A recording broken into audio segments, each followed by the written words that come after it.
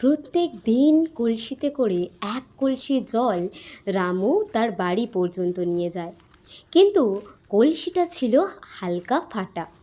তাই প্রত্যেক দিন রামু যখন জল নিয়ে যেত, কলসির অর্ধেক জলই মাটিতে পড়ে যেত। সেরকমই প্রত্যেক দিনের মতো সেদিনও কলসিতে করে রামু জল নিয়ে যাচ্ছে। হঠাৎ দেখে কলসিটার মুখটা খানিক ভার। রামু তাকে প্রশ্ন করে, ওহে কলসি, কি হয়েছে তোমার? তুমি এত দুঃখী কেন? তখন কলসি রামুকে বলে যে, প্রভু, আমি আপনার কাজ ঠিকমতো করতে পারছি না। আপনি আমাকে বিশ্বাস করে প্রত্যেক দিন এক কলসি করে জল আপনার বাড়ি পর্যন্ত নিয়ে যান আপনার প্রয়োজনে, তবে পথে যেতে যেতে অর্ধেক জলই আমি ফেলে দিই। আমার সেই ক্ষমতা নেই, আমি দুর্বল, আমি পরিপূর্ণ না।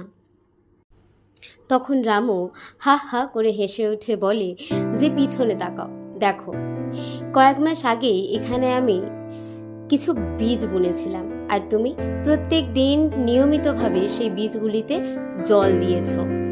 তাই মনে রেখো, তোমার অসম্পূর্ণতাও কারোর জীবনে সৌন্দর্য আনতে পারে। তাই নিজেকে কখনোই ছোট বা দুর্বল মনে করো না।